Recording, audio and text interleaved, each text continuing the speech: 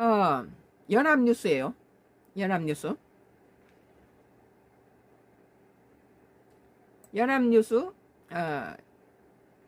2025년도 12월 7일자 기사입니다. 미 국방이 한국과 같은 모범 동맹은 특혜, 자기 역할 못하는 동맹엔 후가라는 기사예요. 뭐 어떤 내용인지 국가안보 전략 우선순위 소개하며 동맹의 국방비 지출 확대 주문. 피트 헤그세스 미국 국방부 장관은 6일 현지 시간 한국처럼 자기 방어를 더 책임지는 모범 동맹에 혜택을 주되 국방비를 늘리지 않는 동맹에는 불이익이 있을 것이라는 입장을 시사했다. 헤그세스 장관은 이날 레이건 국방포럼 연설에서 이스라엘, 한국, 폴란드 등을 미국의 국방 지출 확대 요구에 부응한 모범 동맹들로 칭하고 우리로부터 특혜를 받을 것이라고 말했다. 그러면서 집단 방위를 위해 자기 역할을 여전히 못하는 동맹들은 미국한테 흠에 유지하고 자기는 뭐 이렇게 국방비에 지출 안 한다는 거죠. 결과를 감당해야 할 것이라고 경고했다.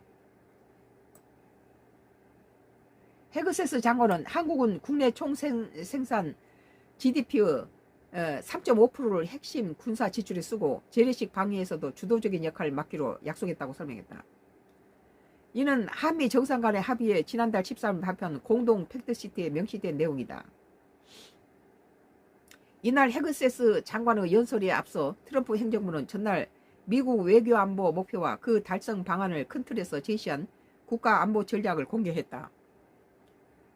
NSS는 미국 본토와 서반구 방어, 인도태평양에서 대만 방어와 중국 억제를 우선순위로 명시하고서 이를 위해선 동맹이 자기 지역의 방어를 주로 책임지고 집단 방위에 더 많이 기여해야 한다고 주문했다.